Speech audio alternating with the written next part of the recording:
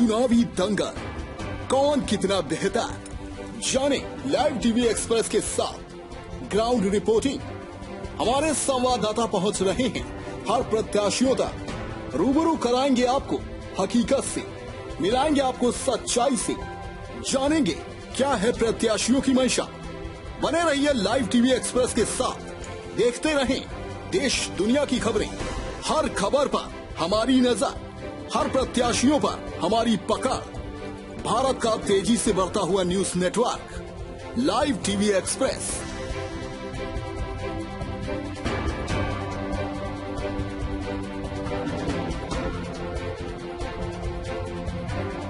प्रताप का चुनावी दंगल में जाने कौन कितना बेहतर। आज हमारे चैनल से रूबरू हो रहे हैं रघुराज प्रताप सिंह उर्फ राजा भैया की पार्टी जनसत्ता दल के लोकतांत्रिक समर्थित प्रत्याशी विनोद पटेल, प्रत्याशी जिला पंचायत सदस्य कुंडा प्रथम। आइए जाने क्या कहना चाहते हैं या जनता से। खास मुलाकात में हमारे ब्यूरो हरिकेश चौरसिया के साथ। नमस्कार। जैसा कि आप जान रहे हैं कि इस समय चुनाव का माहौल चल रहा है और सभी प्रत्याशी जनता तक पहुंचना चाह रहे हैं और जनता के पास उनकी अपील भी है, उनके कुछ कार्य योजनाएं हैं जो जनता तक पहुंचाना चाह रहे हैं। हमारे चैनल से बहुत सारे ऐसे प्रत्याशी जुड़ रहे हैं जो अपनी बातों को चैनल तक रखना चाहते हैं, चैनल के माध्यम से जनता तक रखना चाहते हैं। क्योंकि रीजन ये भी है कि देखिए, प्रत्याशी कई प्रकार के होते हैं, लेकिन जो समाज सेवी प्रत्याशी होते हैं वो अपनी बात जनता तक पहुँचाने का भरपूर प्रयास करते हैं। ऐसे में आज ही खास मुलाकात के दौरान हम जिनके साथ में हैं वो कुंडा प्रथम से जिला पंचायत सदस्य के प्रत्याशी हैं और लोक जनता दल लोकतांत्रिक दल से समर्थित भी हैं और जिनसे हम आज बात करेंगे नाम है उनका विनोद पटेल जी। आइए बात करते हैं और जानते हैं कि क्या चीजें वो रख रहे हैं और जनता तक कैसे पहुंचना चाहते हैं। स्वागत है जी आपका हमारे चैनल में। सर, अपने बारे में थोड़ा बताएं जिससे जनता आपसे रूबरू हो सके। बहुत बहुत धन्यवाद हरकेश जी कि आपने हमें अपना कीमती समय दिया और आपकी पूरी टीम को मैं स्वागत करता हूं कि आप जनता के तक हमारी बात पहुंचाने में हमारी मदद कर रहे हैं जी। विनोद पटेल नाम है हमारा और हम ढेंगरी जमालपुर एक ग्राम सभा पड़ती है कुंडा ब्लॉक के अंतर्गत, वहाँ का रहने वाला हूँ। और अभी जब हम राजनीति में, हालांकि हमारा पारिवारिक बैकग्राउंड है, हमारे पिताजी, हमारा परिवार शुरू से रहा है और हमें बताते हुए बड़ी खुशी हो रही है कि माननीय राजा भैया जो हमारी पार्टी के राष्ट्रीय अध्यक्ष हैं रघुराज प्रताप सिंह जी, जनसत्ता दल हमारी पार्टी का नाम है और हम कुंडा ब्लॉक के पिछड़ा वर्ग के ब्लॉक अध्यक्ष हैं। जैसे कि विनोद जी आपने बताया कि आप राजनीति में इंटरेस्ट रखते हैं, तो ये राजनीति पहले से आप कर रहे हैं या राजनीति में आना चाहते हैं? नहीं, राजनीति तो मैं प्रबल समर्थक माननीय राजा भैया का 93 से था जब मैं कक्षा 8 में पढ़ा करता था जी जी। लेकिन हमारी पढ़ाई पे हमारा बहुत ज्यादा ध्यान रहता था कि हमें भी जब आकर के समाज के लिए कुछ करना है, उसके लिए पढ़ाई बहुत आवश्यक है। उस एज तक पहले हम पढ़ाई करेंगे, पढ़ाई के बाद निश्चित तौर पे अपना बिजनेस करेंगे। नौकरी करने का कभी शौक नहीं था, ना मैं उस क्षेत्र में जाना चाहता था, इसलिए कि मैंने उसकी बहुत गहराइयों पे जाने के बाद में बहुत देखा था कि अगर हमें कुछ बड़ा काम करना है तो किसी न किसी बिजनेस और समाज सेवा करनी है तो राजनीति के माध्यम से ही हम कर सकते हैं। जैसा कि आप कह रहे हैं अभी जिला पंचायत सदस्य के लिए आपने आवेदन भी भरा है और समाज सेवा की बात कर रहे हैं, तो क्या ऐसा अभी तक आपने कोई ऐसी समाज सेवा करते रहे हैं जिनसे कि जनता रूबरू होना चाहे? लगातार हमारे जनरेशंस में रहा है, हमारी ब्लड्स में रहा है। हमारे पिताजी एक मेडिकल प्रैक्टिशनर होने के नाते गांव में असहाय गरीब तरह तरह के लोग आते थे, तो हमारी मन में भी, मैं इलाहाबाद रह करके पढ़ाई करता था, तब से मेरे मन में ये रहता था कि कभी हम सक्षम होंगे तो किसी न किसी माध्यम से लोगों की सेवा करेंगे। और अभी लॉकडाउन पीछे गया 1 साल पहले, जब लॉकडाउन में मैं घर पे आया, इलाहाबाद रहते हुए गांव रहना स्टार्ट किया, लगभग 1 साल से मैं लगातार गांव में टच में बराबर बना रहा और लगभग 6 महीने तक मैं तो लगातार रहा। देखा कि घरों में लोगों के पास सही तरीके से अपना जीवन यापन करने के लिए भोजन की व्यवस्था भी नहीं होती थी। बहुत सारे ऐसे लोग लॉकडाउन में फंसे, तो अब उस समय बहुत सारे युवाओं ने, गाँव के हमारे बहुत सारे पदाधिकारी जो गांव में प्रधान इसके पहले हुआ करते थे, वो इन चीजों से बड़ा दूर रहते थे कि लोगों की मदद भी की जा सकती है, कोई जरूरी नहीं कि पैसे ही हों, उनकी बहुत तरीके से मदद की जा सकती थी। सबसे पहले हमने देखा गांव की व्यवस्था में सफाई पे हमने छिड़काव, ब्लीचिंग पाउडर और सारे छिड़काव कराए।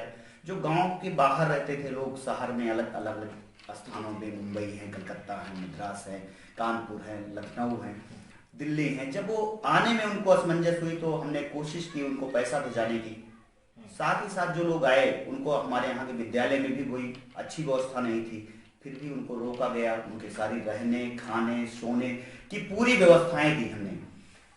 जी, जैसा आप बता रहे हैं ये तो एक समाज सेवी का कर्तव्य होता है और उसको आप भरपूर निर्वाह कर और रहे हैं। अभी मैं आपसे ये चीज जानना चाहता हूँ, सपोज करो जो राजनीति में आज आपने कदम रखा है, अगर इस पद पर आप पहले आ जाते तो क्या होता, क्या दिशा निर्देश है? निश्चित तौर पे ये जो गांव की स्थिति है या हमारे क्षेत्र की स्थिति है, इसको हम बेहतर करने का प्रयास करते। और जब तक हम किसी पद पे नहीं होते, राजनीतिक बहुत सारी योजनाएं ऐसी होती हैं जो हमसे दूर होती हैं, हमारी पहुंच से बाहर होती हैं। वो चीजें जो उसमें व्याप्त भ्रष्टाचार या लोगों के तक योजनाएं नहीं पहुंचती हैं, निश्चित तौर पे हम बहुत बेहतर तरीके से पहुंचाने का काम करते हैं। अच्छा विनोद जी, एक अहम सवाल ये भी है कि आज की डेट में डिजिटलीकरण बहुत तेजी में हो रहा है और हर ग्रामीण को डिजिटल होना पड़ रहा है। और दूसरा चीज, कुछ जो सजग व्यक्ति हैं, चाहे वो ग्राम प्रधान हो चाहे जिला पंचायत सदस्य हो, उनकी वजह से अगर वो चाहें तो गांव को डिजिटल कर सकते हैं। तो आपको क्या लगता है कि गांव को डिजिटल इंडिया से जोड़ना कितना बेहतर होगा? निश्चित तौर पे हम हाईटेक जमाने में बैठे हुए हैं। इस समय हर एक व्यक्ति के घर में मोबाइल है, टीवी है और सारी चीजें हैं, उसके माध्यम से लोग कुछ न कुछ देखते रहते हैं। अगर हम चीजों को मेक इन इंडिया या और सारी जो इस तरीके की चीजें आए, अगर उससे लोगों को जोड़ते हैं, हाईटेक करना चाहते हैं, तो लोगों तक जो योजनाएं हैं पारदर्शी रूप में उनके तक पहुंचेंगी। आय व्यय का जो भ्रष्टाचार घोटाला लोग करते हैं, चाहे वो जिस पद पे हो, चाहे प्रधान हो, जिला पंचायत सदस्य हो या अन्यत्र और जगहों पे जो व्याप्त भ्रष्टाचार है, उसको मैं पारदर्शिता के साथ में, मैं शब्द इसलिए कह रहा हूं कि मैं अपने क्षेत्र के साथ साथ हम कहना चाहेंगे जो सबको मिलकर के उसको दिखा सकते हैं और लोग योजनाओं के बारे में जानेंगे, आय व्यय के बारे में जानेंगे, व्याप्त भ्रष्टाचार के बारे में जो चीजें हैं जानकारी होगी और लोगों तक सुलभ रूप से योजनाएं पहुंचेगी। एक व्यक्तिगत सवाल है हमारा आपसे कि चुनाव प्रत्याशी बहुत सारे होंगे, आपके कंपटीशन में कई लोग खड़े होंगे, तो आप उनसे बेहतर क्यों हैं, कैसे आ सकते हैं? हरकेश जी, बहुत ही आपने इतना बड़ा क्वेश्चन आपने पूछा है। बेहतर, माननीय राजा भैया पिछले 27 साल से राजनीति में हैं और हमें जिम्मेदारी दी गई है कुंडा प्रथम से जिला पंचायत सदस्य प्रत्याशी बनाने पर, जो कि सामान्य सीट होते हुए एक सामान्य घर के लड़के को लोगों के बीच में एक बड़ी जिम्मेदारी इसलिए दी गई है कि हम युवाओं में वो जोश भर सके, हम युवाओं को आगे ला करके उनके अंदर जो क्षमताएं हैं उनको आगे की ओर ला करके सारी योजनाओं का लाभ दिला सकें और लोगों तक हम पहुंच सकें।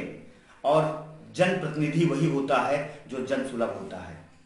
हमारी 19 ग्राम सभाएं पड़ती हैं, लगभग 20 किलोमीटर का दायरा है, एक तरीके से कहा जाए तो ये मिनी विधायकी का है और हम निश्चित तौर पे 2022 की जो तैयारी में हैं, हमारे संगठन की उस पर एक मजबूती मिलेगी, जिससे कि लोग ईमानदारी, मेरी अगर बैकग्राउंड के बारे में बात करें तो मैं निश्चित तौर पे पोस्ट ग्रेजुएट हूं और लोगों के बीच में बैठ करके उन सब सारी चीजों को, और मृदुभाषी हूं या नहीं हूं वो तो जनता डिसाइड करेगी, लोग डिसाइड करेंगे, लेकिन निश्चित तौर पे बेहतर तरीके से हम अपनी चीजों को रिप्रेजेंट करने की क्षमता। एक अहम और आखिरी सवाल कि अब आपकी जनता से अपील किया, हम तो यही कहेंगे कि आपके क्षेत्र के साथ साथ प्रतापगढ़ जनपद का नाम देश प्रदेश में रोशन हो, उसके लिए आप लोग संगठित होकर के, जात पात से उठ करके, धर्म की राजनीति को छोड़ करके लोगों की जो जरूरतें हैं उस पर ध्यान को देते हुए निश्चित तौर पे माननीय राजा भैया द्वारा जो दिखाया गया विकास का कार्य है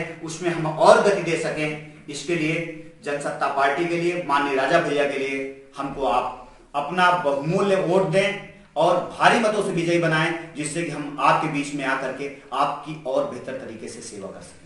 बहुत बहुत धन्यवाद, आप हमारे चैनल से जुड़े।